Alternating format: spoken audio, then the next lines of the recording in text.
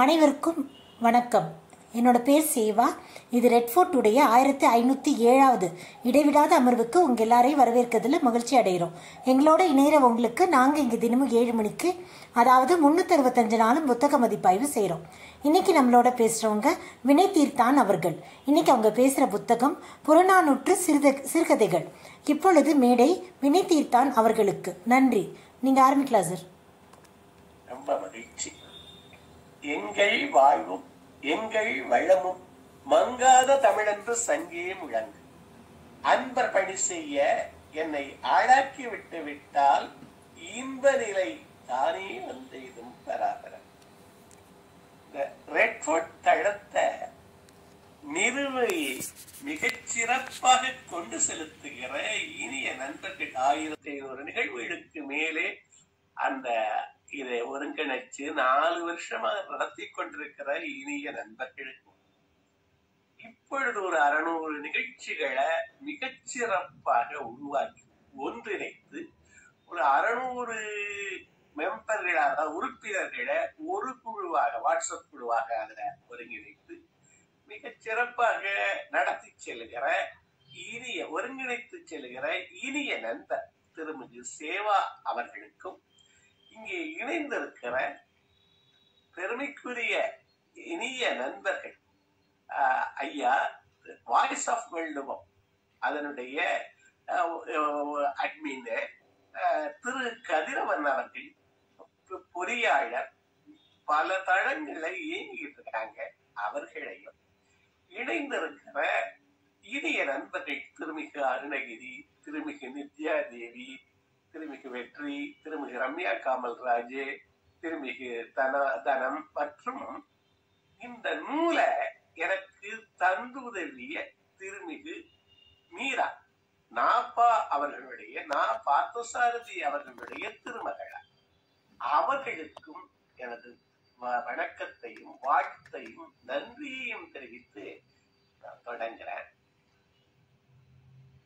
இந்த நமது சங்க இலக்கியம் வாழ்வியல, ஒரு மானிடவியல, ஒரு உளவியல மிகச் சிறப்பாக கற்பிக்கிற ஒரு பெரும் களஞ்சியம் நம்மகிட்ட இருக்கிற பெரும் செல்வம். அந்த செல்வத்தை எல்லாரும் அதை பயன்படுத்தணும். நான் கூட பள்ளி இந்த கல்லூரி பகுதிகளில வகுப்பு எடுக்கிற போது கேட்கறது, உங்க தாத்தாவோ பாட்டியோ ஒரு 5 லட்சத்தை பேங்க்ல வச்சுட்டு விட்டுட்டு போயிட்டாங்க, அந்த பணத்தை விட்டுருவீங்களான்னு கேட்கிறேன். எப்படி சார் விட முடியும்? அதுக்குள்ள ஒரு சான்றை கொடுத்து அது எப்பாடுபட்டு வாங்கிடுவோம். நான் சொல்றது 3000 வருடமாக 2000 வருடமாக தொடர்ந்து நமது தாத்தாவும் பாட்டியும் விட்டு சென்றிருக்கிற இந்த பெரும் செல்வம், இந்த இலக்கிய செல்வம், நமக்கு வழிகாட்டுகிற செல்வம், அத நம்ம பயன்படுத்தலையே, அப்படியே கிடக்கே நெட்ட கொண்ட மாதிரி அது இருக்கே, அதை பயன்படுத்தணும் அப்படின்னு நான் கேட்டுக்கிறது உண்டு. நான் சொல்லுகிற இன்றைய செய்திகளை நீங்க பார்த்தாவே அது எப்படி ஒரு வாழ்வியலுக்கு எப்படி பயன் தரும் அப்படிங்கிறதையும் அந்த ஒரு செம்மாத்த வாழ்வையும் அது நமக்கு மிகச் சிறப்பா நமக்கு சொல்லித் தருது. இந்த நூலே புறநானூற்று பாடல்களை ஒரு அருமையான முயற்சி. உங்களுக்கு நான் பார்த்தசாரதி தீபம், நான் பார்த்தசாரதி அவர்கள உங்களுக்கு எல்லாம் தெரியும்.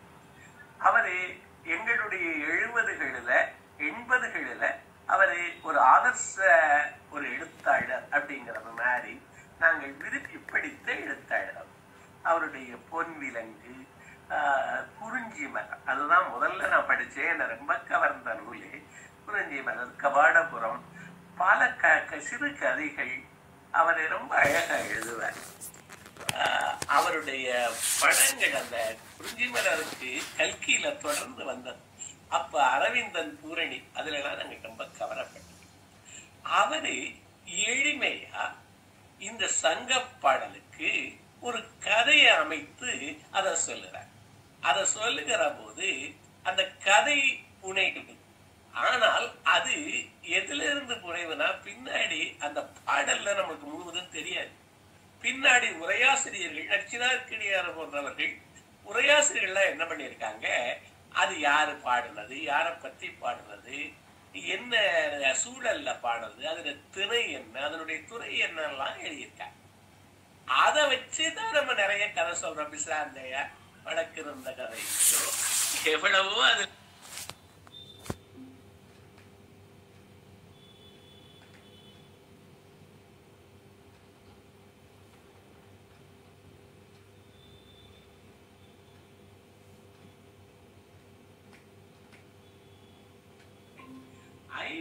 கதைகளை தொடர்ந்து எழுதியிருக்காங்க. தீபம் எழுதுக, அதுக்கு முன்னாடியே தினமணி நாளிதழ்ல நம்ம நாளைக்கு முன்னாடி எழுதியிருக்காங்க. அதை தொகுத்து இது நூலாக வெளியிட்டாங்க. நமது தளத்துல நாப்பா அவர்களுடைய திருமகளா திருமதி மீரா அவர்கள் பொன்விலங்க பற்றி உரையாற்றினாங்க. நான் அப்ப ஒரு பார்வையாளராக நான் கலந்து கொண்டு இந்த நூலை பத்தி நான் அப்பதான் புறநானூற்ற ஒரு இடத்துல பேசுறதுக்காக நான் பார்த்தேன். அப்ப இணையத்துல இது கிடைக்குது. ஏன்னா அவருடைய நூல்கள் தேசியமயமாயிடுச்சுதான் நினைக்கிறேன், எனக்கு சரியா தெரியல. ஆனா இணையத்துல இந்த நூல் கிடைக்கும். நான் அந்த நூலை பற்றி அவங்ககிட்ட கேட்டேன். இந்த நூலுடைய அந்த ஹார்ட் காப்பின்னு சொல்றோம்ல, பிரதி இருக்கான்னு கேட்டேன். அவர்கள் மிகுந்த மனமகிழ்ச்சியோடு எனக்கு அனுப்பி தந்தார்கள். சின்ன நூலு தான். ஒரு இது 14/4/1978 இந்த நூலை அவர் வெளியிட்டிருக்காரு. அதற்கப்புறம் முதற் பதிப்பு ஏப்ரல் 78 வந்திருக்கு. இரண்டாம் பதிப்பு 2001 வந்திருக்கு. 55 ரூபாய் தமிழ் புத்தகாலயம் அப்படின்னு பாண்டிபஜார் டி நகர்ல இருக்க புத்தக இது வெளியிட்டிருக்காங்க.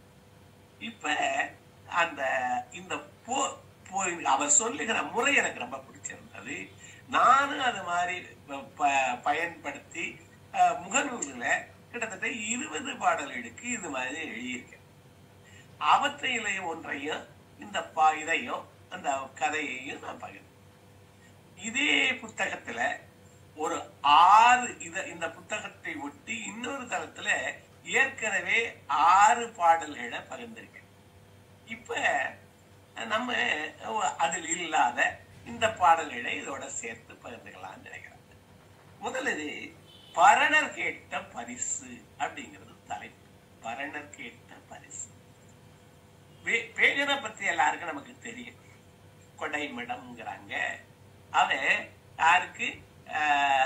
இதற்கு மயிலுக்கு அந்த பனி மழை அதற்கு போர்த்ததற்காக போர்வை கொடுத்தவன் உங்களுக்கு எல்லாம் தெரியும். அவனை பற்றி ஒரு செய்தி பரணருக்கு வருது. என்னன்னா, பரணதா இப்படி பேகனா இப்படி செஞ்ச அப்படின்னு திருப்பி திருப்பி சொல்ற. அந்த பேகன் என்ன ஒரு பொருந்தாத செய்திருக்கான அவர் காதல விடு.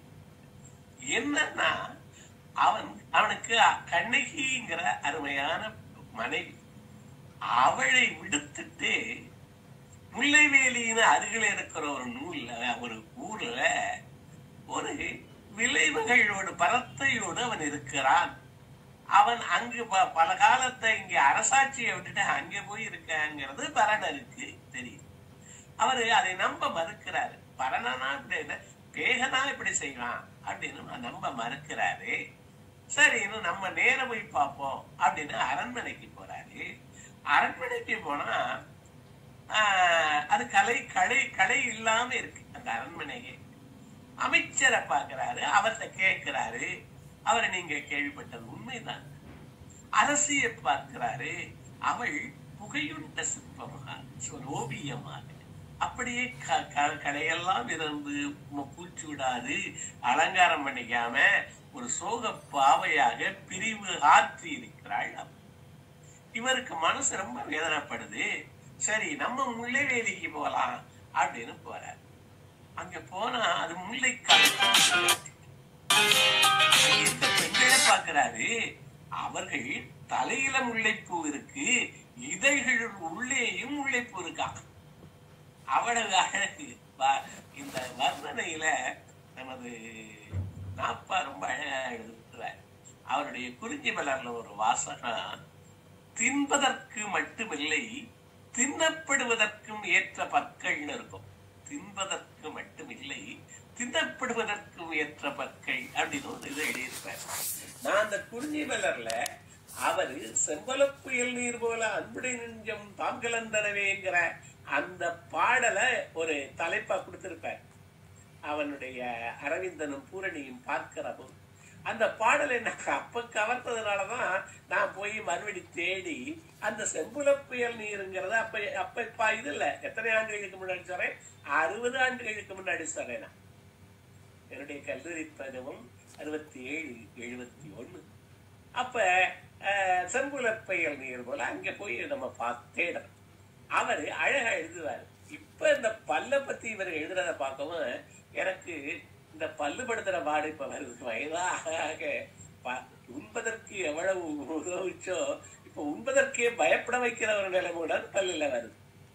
இவர் என்ன எழுதுறாரு, முல்லை வேலியில முல்லை பூக்கள் எங்க மாத்திரம் இல்ல, அவளுடைய இதுல கூந்தலில இல்ல மட்டும் இல்லை, அவளுடைய இதழ்களுக்குள்ளும் முல்லைப்பூ இருந்ததுன்னு எழுதுறாரு. அந்த முத்தைத்திரு பத்தித்திரு இந்த பாட்டு எல்லாருக்கும் உங்களுக்கு எல்லாம் தெரியும். ஆனா அதுக்கு பொருளை யாரும் அதை ரொம்ப பார்த்தது இல்லை. எல்லாரும் சொல்றதெல்லாம் முத்தைத்திரு பத்தித்திரு அதை விட வேகமா சொல்லுவாங்க. அது என்ன சொல்லுதான், முத்தைத்தரு அத்திக்கீரை, அதாவது வள்ளிக்கு யானை, அத்திர யானை, அவருடைய பற்கள் எப்படி இருக்கான், வரிசையா முத்து மாதிரி இருக்கான். அந்த அத்திக்கு இறைவனான முருகனேன்னு அது போகுது. அப்ப நமது கவிஞர்கள் எல்லாம் அந்த முல்லைப்பூவை அவ்வளவு அதை முல்லையும் புத்தியோ முல்லையூர் நாட்டே பின்னாடி ஒருத்தர் எழுத போறாரு. நீ ஏண்டா அந்த மன்னன் போயிட்டானே, நீ ஏன் இப்ப பூக்குற அப்படின்னு கேட்கிற பாடல் கூட இருக்கு. இப்ப அந்த முல்லைவேலியில பெண்கள் எல்லாம் அப்படி இருக்காங்க. அந்த வீட்டுக்கு போறாரு, அவள் வருகிறாள், பேரழகியாக இருக்கிறாள், அரசனை பார்க்கணுங்கிறாரு. ஏன் இவன் விடுதலையா விரிப்பினனாக இங்க வந்திருக்காருன்னு அவளை பார்க்கவுமே இவருக்கு தெரியுது. பரமருக்கு அரசனை பார்க்கணுங்கிறாரு. அரசன் வெளியில வர்றான். அவன் அவ்வளவு ஒரு கலையோட இருப்பான். அன்னைக்கு அவனை பார்க்கிற போது அவருக்கு அவன் களை இழந்தவன் மாதிரி தெரியும். அவனுடைய ஆடைகள் கசங்கி இருக்கிறது மாதிரி தெரியுது. அது பிரமையோ அல்லது உண்மையோ, அவன் பொலிவிழந்து இருக்கிறது மாதிரி தெரியுது. அவனு இந்த கற்றறிந்த புலவன் இங்க வருகிறானேன்னு பார்த்து திகைச்சுட்டான். திகைச்சு இவரை வாரும்னு கேட்கிறான். பரிசலை பெற்றுக்கிட்டு போங்கிறான். அதாவது இவரை பேக் பண்ணி இவரை அனுப்புறதுலதான் அவன் இருக்கான்.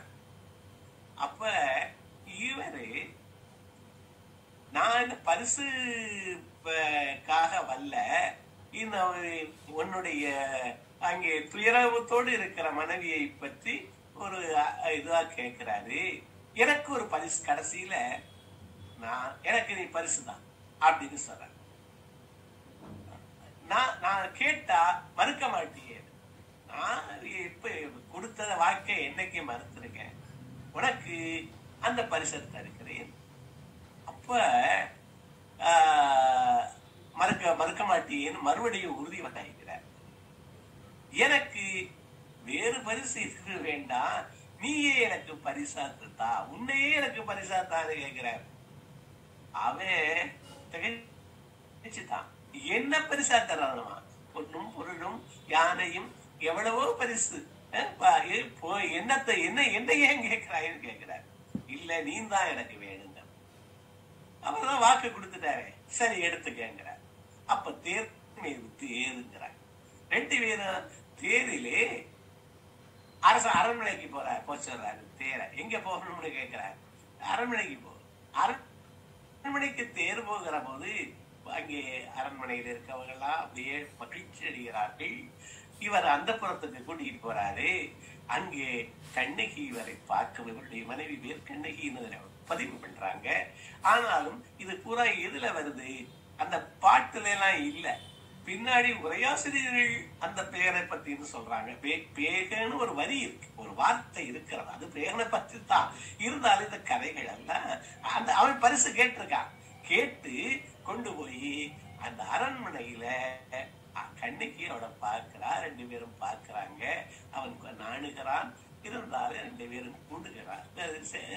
ஒருத்தரை ஒருவர் அன்போடு கைகளை பற்றி கொள்கிறார்கள். புலவர் ஒரு மகிழ்ச்சியோடு அங்கு விடைபெறுகிறார் அவர்கிட்ட இருந்து. அப்ப இந்த பாடல் அவ்வளவு அழகாக இருக்கு. சிறிய பாடல் தான் இந்த கதையும். அவன் பரிசு அவரையே கேட்ட அவனுடைய உக்தியும், அவரை கூட்டிட்டு போய் இன்னமே இந்த பரிசு எனக்கு என்ன சொல்லி கொடுக்குறான், என்னுடைய பரிசு நீ அதை ஒருபோதும் இங்க இருந்து விலகக்கூடாது, விரியக்கூடாது அப்படின்னு அந்த அரசியத்தை ஒப்படைக்கிறான். அந்த பாடலையும் இது புறநானூற்றில 145வது பாடல். மடத்தகை மாமையில் பணிக்கும் மென்று அருளி என்று அருளி. என்ன மடத்தகை மாமையில், மாமையில் மெல்லிய மாமையில் என்ன ஆகும், பனிக்குமென பனி, அது மழையிலே நனையுமென எதை அருள்கிறான், படா ஈத்து போர்வை, படா ஈத்த கெடா நல்லிசை. அவன் நல்லிசை பேகன். கெடா நல்லிசை, இசை என்றால் புகழ், நல்லிசை நல்ல புகழ் என்ற அந்த பேகன் கடாயானை, அவ்வளவு பெரிய யானை, கலிமா குதிரை, பேக அப்படின்னு பேகனை விழிக்கிற 3 வரிகள். அவனுடைய செயலை அந்த இருக்கு மயிலுக்கு போர்வையின் செயலை முதல் வரியிலே சொல்லி, நீ யானையும் குதிரையும் அந்த மிகச்சிறப்பாக வாழ்கிற பேக அப்படின்னு கூப்பிட்டு என்ன சொல்றாரு,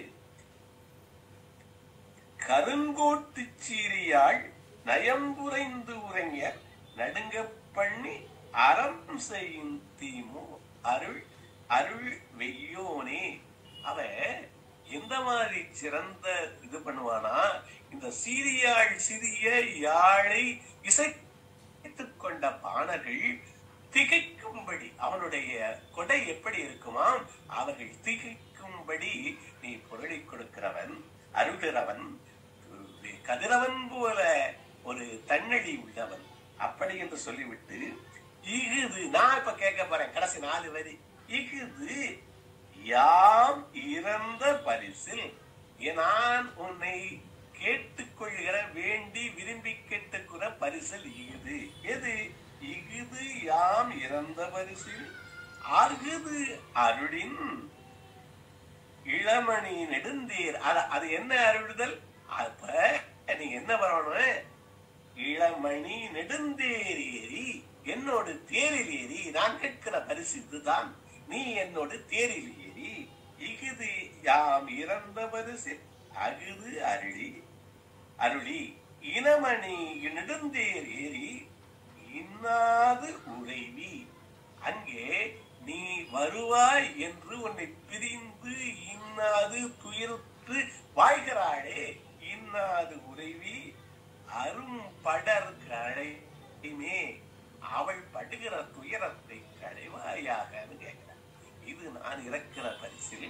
அந்த பரிசில் என்ன, என்னோட தேரில் ஏறி அரண்மனைக்கு வந்து உன்னை பிரிந்து துயரோடு இருக்கிறாளே உன் துணைவி, அவளுடைய துயரை களைவாயாக அப்படின்னு அந்த பாடல் முடியுது. இது பரணருடைய பெருமையும். பேகன் ஒத்துக்கொண்டு வருகிறான், அவன் திரும்பவும் வாழ்கிறான் இவளோடு. அப்படிங்கிற அந்த செய்திகளை மிக அழகாக இது பதிவு பண்ணுது.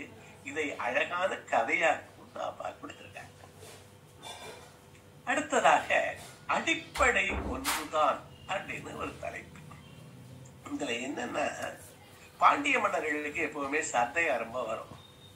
அந்த என்ன கூந்தல்ல என்ன உண்டா மனம் உண்டாலாம் கேள்வி கேட்டாங்க. பல சந்தேகங்கள் அவர்கள் கேட்பார்.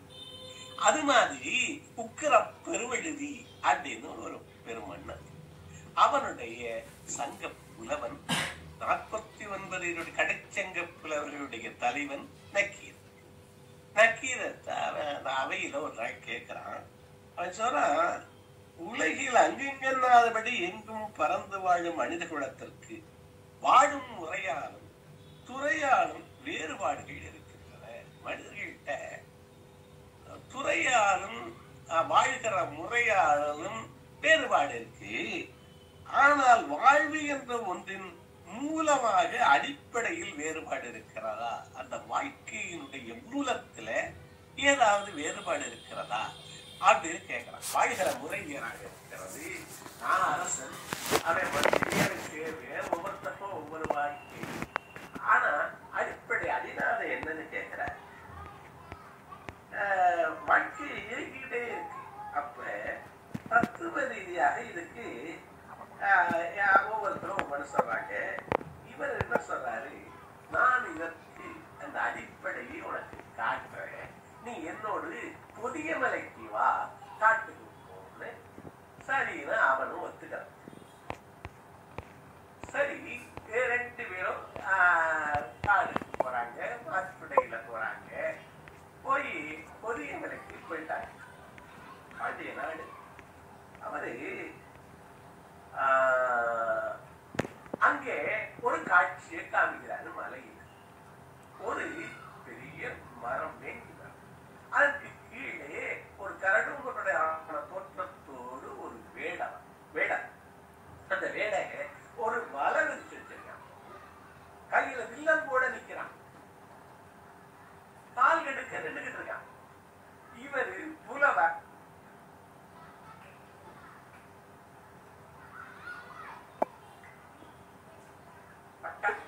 இவர்கள் இருவரும் அறிஞ போறாங்க, அரசனும் இருக்கும். அப்ப இவர் கேட்கிறாரு, என்னப்பா இங்கே?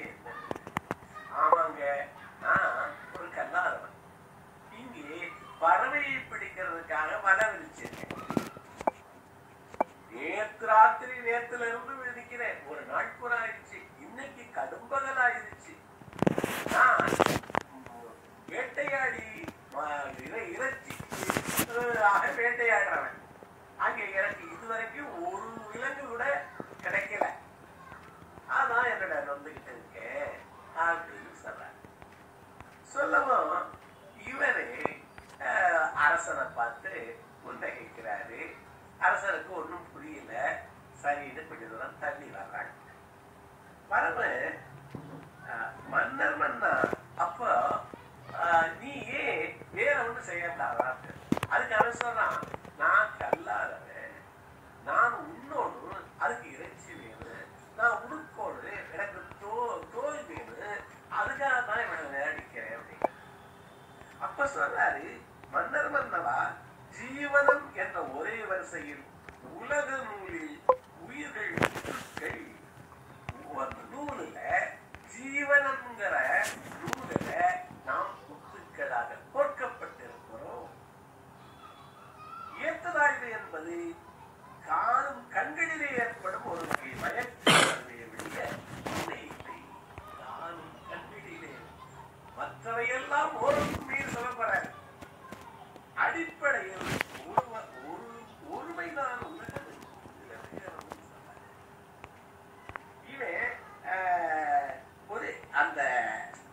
அந்த பாட்டு அருமையாக இருக்கும். ஐயா, உண்டுடுத்த வேண்டிய மனிதன் தானே நானும் கேட்கிறான். கல்வியில் இல்லாத காட்டு பயிலுக்கு எனக்கு வேற எந்த தொழிலும் தெரியாது, அதனால இதை செய்யறேங்கிறார். உனக்கு என்ன வேணும் அப்படின்னு தனியா மன்னவனை கேட்கிற போது, அரசே, உங்களுக்கும் இந்த வேடலுக்கும் ஏதாவது ஒற்றுமையை காண்கிறார்கள். நாகரிகமற்றவன் எனக்கு என்ன ஒற்றுமை அப்படின்னு கேட்கிறாரு இவர். உனக்கு எனக்கு இந்த வேடனுக்கும் இன்னும் எண்ணற்ற எல்லா உயிர்களுக்கும் உயிர் வாழ உணவும் மானத்தை மறைக்க துணியும் என்ற 2 தேவையும் அவசியம்தானே. இதில் வேற்றுமை என்ன கற்பிக்க முடியும்னு கேட்கிறார். கேட்டுட்டு அந்த பாடல் சொல்கிறாரு, வேற்றுமை எங்க இருக்கிறது? அந்த பாடல் மிக அழகாக சொல். தென்கடல் வழாகம் பொறுமையின்றி வெண்குடை நிலற்றிய ஒருமையோர்க்கும் அவே பாண்டிய மன்னன் அவனுக்கு தென்கடல் வழாகம் முழுவதும் அவனுக்கு உரிமை. அதுல வேற யாரும் தலையிடல, பொதுமை. வேற யாரும் இல்லாம இவன் தனி ஒருவன் அரசாட்சி செஞ்சுக்கிட்டு இருக்கான். சரியா? அந்த தனி ஒருவனுக்கும் நடுநாழியாமத்தும் பகலும் துஞ்சான். முதல் நாள் ராத்திரி பூரா தூங்கல, பகல் பொழுதும் தூங்கல. கடுமா பார்க்கும் கல்லா ஒருவர்க்கும் விலங்கு மான விலங்கு. கடுமா பார்க்கும் கல்லா ஒருவர்க்கும் 9 நாளி உடுப்பது 2. 9 நாளி உடுப்பது 2. பிறவும் எல்லாம் ஓரக்குமே. பிறவும் எல்லாம் ஓரக்குமே. அது என்ன பிறவும் எல்லாம் ஓரக்குமே? பிறத்தல், உண்ணுதல், உண்ணுவதற்கு தேடுதல், இனப்பெருக்கம் செய்தல், மடிதல் எல்லாருக்கும் ஒன்றுதான். அப்ப பிறவும் எல்லாம் ஓரக்குமே. என்ன வித்தியாசம்? என்ன வித்தியாசம் காமிக்கலாமா? செல்வத்து பயனே ஈதல் பிற்பேனினே தப்புன பலவே. பலரும் சொல்லுகிற இடம். செல்வத்து பயனே ஈதல் தமிழ் நெறி நமக்கு என்ன சொல்லுகிறது? நீ செல்வம் பெற்றால் நீ சாப்பிடுறது. ஒரு முறை செட்டிநாட்டு அரசர் எம்.ஏ. சிதம்பரம் அவர்கள் பேசுற போது சொன்னாங்க, என்னத்தங்க நான் சாப்பிடுறது என்ன, 4 இட்லி சாப்பிடுறேன் நாங்க, என்னத்த வேற என்ன, எத்தனை வீட்டுல வசிச்சிட முடியும்? இவ்வளவு 60 ஒரு 8000 ஸ்கொயர் ஃபீட் உள்ள வீடா இருந்தாலும் இருக்கிறது படுக்கிறது ஒரு படுக்கை தானே. எத்தனை படுக்கையில போய் படுக்க முடியும்? இப்ப அம்பானி சொல்றாங்க, எத்தனைய சாப்பிட முடியும்? எத்தனை உடையதான் போட்டுக்கிட்ட முடியும்? 9 நாளி உடுப்பது 2. செல்வத்து பயனை ஈதல். செல்வத்தினுடைய பயன் ஈதல். ஈதல் இசைபட வாழ்தல். நமது திருக்குறள் என்ன சொல்லித் தருகிறது? உயிருக்கு ஊதியம் என்ன? நம்மள இப்படி சுமந்துகிட்டு தெரியுதே இந்த உயிருக்கு என்ன ஊதியம்? ஈதல் இசைபட வாழ்தல், அதுதான் ஊதியம். நமக்கு தமிழ் சொல்லித் தருகிறது. அற்றார் அழிவசி தீர்த்தல் பொருள் பெற்றான் பொருள் வைப்புளி. பெற்றான் பொருள் வைப்புளி. வைப்புளின சேஃப் டெபாசிட் லாக்கர். அதுதான் சொல். அப்ப அடுத்தவனுக்கும் கொடுத்து நீனு வாழும் தான் நமக்கு திருக்குறள் சொல்லித் தரும். பாட்டு நுடைத்தாயினில் வாழ்க்கை. நான் அடிக்கடி சொல்லுகிற இது குறளே, மனைவியோடு ஆடியதை சொல்ல முடியுமான்னு சபையினுள் கேட்கு. மனைவியோடு கூடியது சொல்ல முடியுமா? அது அனுபவிக்கணுங்கிறது சபையினுள் எல்லாமே சொல்லுது. ஆனால் திருக்குறள் தான் அதை சொல்லுது. தமிழில் இருந்து தமது பார்த்துண்டத்தால் அம்மா அறிவுமியக்கு.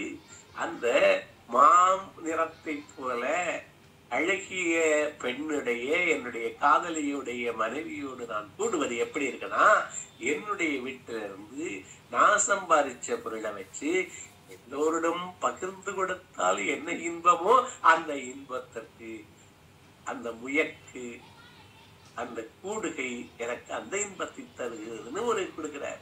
சமுதாய நோக்கு அங்க இருக்கு, பகிர்ந்து உண்ணுதல் இருக்கு. அப்ப இங்கே செல்வத்து பயனை ஈதல் பகிர்தல் தான் செல்வத்துக்கு பயன், மற்றவை எல்லாம் ஓரக்கும். இந்த பாடல் நக்கீரர் பாண்டிய மன்னன் உக்கிரப்பெருவழிக்கு. இது புறநானூற்று 189வது பாடல். தென்கடல் வழாகம் பொதுமையின் தென்குடை நிலத்திய ஒருமையோர்க்கும் நடுநாழாமத்தும் பகலும் துஞ்சான். அவன் அரசன், இவன் வேடம். அவன் கல்லா ஒருவர்க்கும் 9 நாளி உடுப்பது 2. பிறவும் எல்லாம் ஓரக்குமே. பிற இனச்சேர்க்கை, உறங்குதல், விழித்தல், தேடுதல் எல்லாமே வெவ்வேறு வகையில ஓரக்குமே. அது செல்வத்து பயனை ஈதல் துப்பியமினே தப்புன பலவே தமிழ். இப்ப கப்பல் there are many slips between the கப்பல் lips. அப்ப வாக்கிங்கைக்கு ஏற்ப எவ்வளவு தட்டுது, எவ்வளவு சுகர் வந்துருச்சு சாப்பிட முடியல, இருந்தும் சாப்பிட முடியல, என்னென்னலாம் இருக்கு பாரு. அப்ப தப்புன்னு பலவேறு மனசுக்கு அது சொல்லித்திருக்கிற பாடல். இப்போ இன்னொரு பாடல், இதை ஒட்டியே ஒரு பாடல். இப்ப 146 சொன்னேன். இந்த பாடல்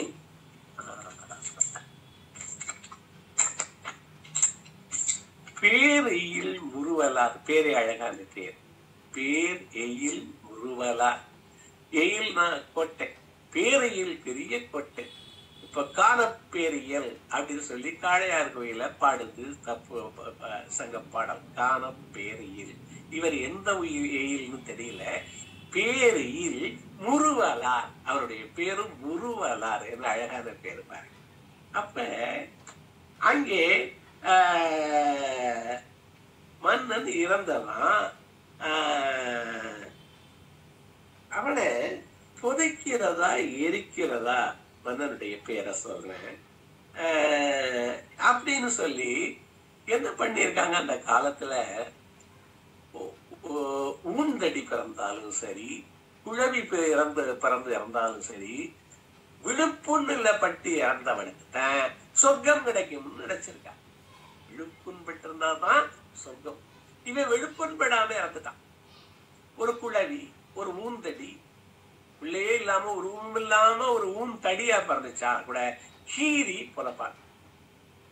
கீரி தற்பை மேல வச்சு அதை எரிப்பாங்களாம். அப்புறம்தான் அது சொர்க்கத்துக்கு போலாம்.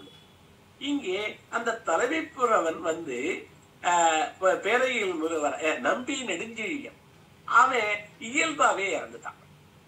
அப்ப அங்கே என் பேராயம் எல்லாரும் கூடுறாங்க. எல்லாரும் சேர்த்து சில பேர் என்ன சொல்றாங்க, அவனை சுடணும் அப்படின்னு. சில பேர் அவனுடைய தலைய அந்த கீறி அதை புதைக்கலாம்ங்கிறாரு. அப்ப பேசுகிறாரு இந்த பேரையில் முருவலார். அவன் இங்கேயே சொர்க்கத்தை பார்த்துட்டான். அவனுக்கு என்ன சொர்க்கம் வரப்போகுது? இனிது போல் தாமரை நான் உலகுன்னு கேட்டுச்சு திருக்குறள். அது என்னன்னா பண்ணானா, அவன் பண்ணினதெல்லாம் ஒரு பட்டியல் எடுத்து நமது புறநானூறு 93வது பாடம், புறநானூறு 93. அவன் என்ன பண்ணான், தொடியுடை தோள் சேர்ந்தனன், தொடியுடை தோள் சேர்ந்தனன் அழகான வளையல் அணிந்த பெண்ணுடைய தோள்களை சேர்ந்தான். நல்ல மனைவியை பெற்றான். முதலில் கடிகாவில் பூச்சூடினன், அந்த காவல் மிகுந்த சோலைகளிலே பூச்சூடி மகிழ்ந்தான் தன்னுடைய துணையோடு. தன் கமழும் சாந்து நீவினன், தன் கமழும் சாந்து. இந்த சாந்துனா என்ன, சந்தனா, அது குளிர்ச்சியானது, வாசனை மிக்கது. அதை பூசிக்கொண்டான். இன்னைக்கு சென்ட் போட்டுக்கிறாங்க, அது போட்டுக்கிறான், இது போட்டுக்கிறான். செற்றோரை வழிதகுத்தனன், எதிரிகளை அழிச்சான். நட்டோரை உயர்வு கூறினன், நண்பர்களை உயர்வு செய்தான். வலியரன வழிமொழிகளன், அவைகளுடைய இதெல்லாம் சொல்றாரு. அவன் வாழ்வாங்க இங்க வாழ்ந்துட்டான். வாழ்வாங்க வாழ்ந்தவனா நமக்கு வழி சொல்லி திருக்கிறது புறநானூறு. அந்த வாழ்க்கையை ஒவ்வொரு கணமும் வாழ்ந்திருக்கிறான் அவன். லிவிங் இன் தி பிரசன்ட் மாதிரி. வலியோரை வழிமொழிகளான். இவன் ஒரு வலிமையானவன், அதனால நான் ஆமோதிக்கிறேன். அவன் சொல்றதுக்கெல்லாம் இவன் பாட்டு பாடல, பின்பாட்டு பாடல. வழியோரை என்ன பண்ணல, வலியரன வழிமொழிகளன், மெலியரன மீக்கூறலன், மெலிந்தவன். அதனால அவனை போட்டு மிதி, அவன் மேல குறை சொல்லு, அப்படிலாம் சொல்லல. பெரியோரை இகழ்தலும் பெரியோரை வியத்தலும் இளமே, சிறியோரை இகழ்தல் அதனினும் இளமேன்னு சொல்லி கொடுக்குது நமக்கு. அதத்தான் இந்த பாடலும் சொல்லு. வலியரன வழிமொழியலன், மெலியலன மீக்கூறலன், பிறரை தான் இறப்பறியான். யார்த்தையும் போய் இவன் படத்தை வாங்கினதில்ல. இறந்தோர்க்கு மறுப்பறியான், ரொம்ப முக்கியமான ஈகை குணம். இறந்து வந்தவர்களுக்கு மறுப்பு சொன்னதில்லை. ஆசை கேட்டு பானரும் விராலியும் வந்தவர்கள். வேண்டுடைய அவையத்து ஓங்குபுகள் தோற்றியனன், வேங்குடை, அதாவது அவையத்து வேந்தர்கள் எல்லாம் குழுமி இருக்கு அவையத்துல.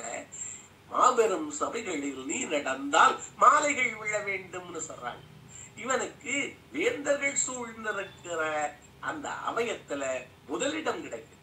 அவ்வளவு புகழோடு வாழ்கிறான். வேந்துடைய அவயத்து ஓங்கு புகழ் சூடினன் கடும்பரிய மாக்கடாவினன். அவனிடம் இருந்த அழகான குதிரை, வேகமான குதிரை, கடும்பரி. அடுத்தது நெடுந்தெருவில் தேர் வழங்கினான். அகன்றமான தெருகள், அகலமான தெருகள் நாட்டிலே, அதிலே தேரிலே போனான்.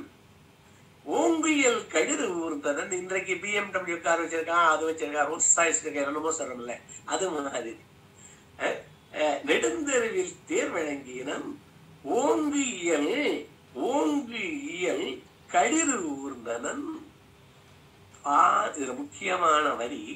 பால் உவப்ப பசிதீர்த்தனன். இந்த பசிப்பிணி மருத்துவனாக அவன் விளங்கினான். நம்ம சொல்றமே செல்வத்து பெயரை ஈதல்னு அவர் சொன்னாரே, அந்த பாட்டை ஒட்டி வர்றதுனால இந்த பாட்டை எடுத்தேன். என்ன பண்றானா, பால் உவப்ப பசிதீர்த்தனன் மயக்குடை மொழி விடுத்தனன். அவருடைய பேச்சில மயக்கம் தருகிற சொற்கள் இருக்கு. தெளிவா சொல்லுவானா. அவனுடைய தீர்ப்புல மயக்கம் இருக்காராம். நடுநிலையோட சொல்லுவானா. மயக்குடை மொழி விடுத்தனன்.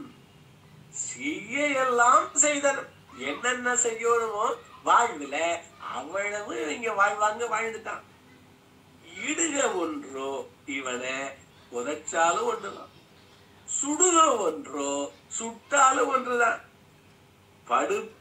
படுவழிப்படுக அவனை எந்த முறையில நீங்க செஞ்சாலும் இப்புகழ் வெய்யோன் தலையே. இவன் புகழிலே வெய்யோன்.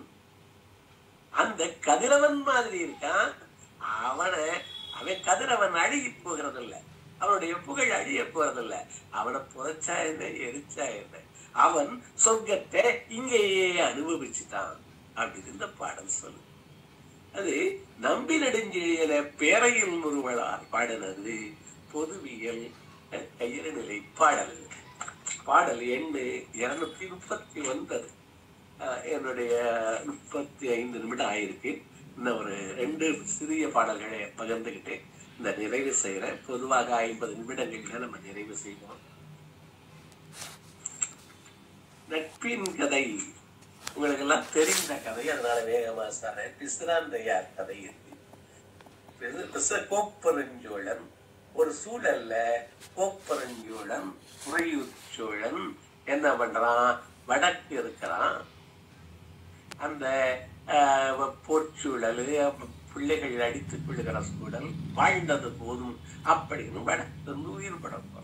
அப்ப பொத்தியாருங்கிற புலவன் அவரிடம் சொன்னா, எனக்கு பக்கத்துல ஒரு இடம் போது வடக்கு இருந்தாரு, ரிசர்வ் பண்றான் சீட்டை. அவர் கேட்கிறாரு, எதுக்கு?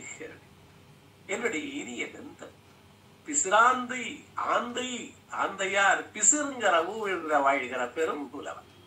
அவன் எனக்கு வருவான், என்னோடு அவனும் வடக்கு இருந்து உயிரிடுவான், வடக்கு இருப்பான். ஏன்னா அன்று அந்த நட்பு இன்றைக்கு உடன்கட்டையறது மாதிரி அன்றைக்கு நண்பர்கள் கூட வாழ்ந்தது, ஒரு எல்லை வாழ்ந்தாச்சு போதும் என்கிறது மாதிரி கூட. சமணர்கள் எல்லாம் இன்னைக்கு சாலேகம் என்னமோ சொல்றாங்க, சல்லகம் என்னமோ சொல்றாங்க. இவரு அவன் வருவான்னு சொன்னார், அதான் முக்கியம். இவர்கள் சந்தித்தவர்கள் இல்லை. புணர்ச்சி பழகுதல் வேண்டா, உணர்ச்சிதான் நட்பாம் கிழமை தரும். இந்த ஜூம்ல சேர்ந்த யாரையுமே நம்ம பார்த்ததில்லை. இருந்தாலும் இனி எனக்கு இணைக்கிறது. உணர்ச்சி தான் நட்பாம் கிழமை தரும். இந்த ஒத்த உணர்ச்சி இருக்கே, அதுதான் நட்பை கெடுத்தது. இவன் வருவேன்னு சொன்னார். பொத்தியாருக்கு மற்றவர்களுக்கெல்லாம் உள்ளுக்குள்ள மனசுக்குள்ள சிரிச்சுக்கிறாங்க. இவன் ஆரம்பிச்சிருக்கான். அந்த காலத்து மாதிரியா ஒரு இந்த தொலைத்தொடர்பு சாதனம் தான் இருக்கு. இவன் வருவேன்னு சொன்னாரு. இவன் வருவானா, இவனுக்கு இடம் போடணுமா அப்படின்னு நினைச்சிட்டு இருக்காங்க. ஒரு இடம் ஒதுக்கி இருக்காங்க. இறக்குற நிலை வந்துருச்சு. இவருக்கு இன்னும் அவன் சொன்னதே வல்லையே அப்படின்ட்டு இந்த பொத்தியார் நட்சத்திரக்கார்.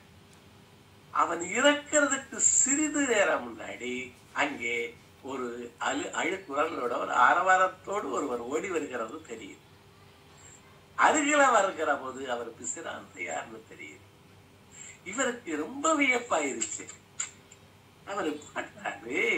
அந்த ஆள் வந்து இவன் பக்கத்துல அமர்ந்து அவனும் படக்க இருக்கிறாரு பிசிராந்தையாரு. அப்ப பாடுகிறாரு இந்த பாடலை. என்னவா? நினைக்கும் காலை மருட்கை உடைத்தே, புறநானூறு 217. நினைக்கும் காலை மருட்கை உடைத்தே. நினைச்சு பார்த்தா ரொம்ப வியப்பார். என்ன அவன் என்ன சொன்னாரு? இணையதோர் காலை இங்கு வருதல் வருவன் என்ற கோணது பெருமையும். இணையதோர் காலை ஒரு நாள் அவன் வருவான், இங்கு வருதல் வருவன் என்ற கோனது பெருமையும். யாரு? வடக்கிருந்தவனுடைய பெருமை, கொப்பரஞ்செழுவனுடைய பெருமை. வருவன் சொன்னா அது மாதிரி அது பழுதின்றி, அவனுடைய வாக்கு பழுதாக போராமல் வந்தவன் அறிவும், வந்தவனுடைய அறிவும்னு சொன்ன போனது பெருமை. வந்தவனுடைய அறிவு, அந்த அறிவு உள்ளறிவதோடு அவன் ஒத்த உணர்வாளன். அவனுடைய அறிவை வியக்கிறார். புலவனுடைய அறிவையும் அரசனுடைய பெருமையும். என்னவா? வருவன் என்ற கோனது பெருமையும் அது பழுதின்றி வந்தவன் அறிவும் வியத்தரும் வியத்தரும் வியப்பு இறந்தன்றே. இந்த சொல் என்னை ரொம்ப கவர்ந்த சொல். வியத்தரும் வியத்தரும் எண்ணி எண்ணி பார்க்கிற போது, அந்த இவ்வளவு பெருமைகளை நினைத்து நினைத்து பார்க்கிற போது, வியந்து வியந்து பார்க்கிற போது, அந்த வியப்பு இறந்தன்றே. அப்படின்னா என்ன அர்த்தம்னா, எல்லையில்லாமல் விரிக்கிற விரைகிறது, அது உயிர்ப்போடு இருக்கிறது. அந்த வியப்பு மறையவே இல்லையா? வர்றம்னு சொன்னவனுடைய, வருவான்னு சொன்னவனுடைய பெருமை, வந்தவனுடைய அறிவு. அப்ப இந்த நட்புக்கு இலக்கணமாக பிசிராந்தையார் சொல்றாங்க. இந்த பாடல் ரொம்ப தெரியாதனால அந்த வரி வியத்தரும் வியத்தரும் வியப்பு இறந்தன்றே, அந்த வியப்பு பல நேரங்களில் இந்த வியப்பு வருது.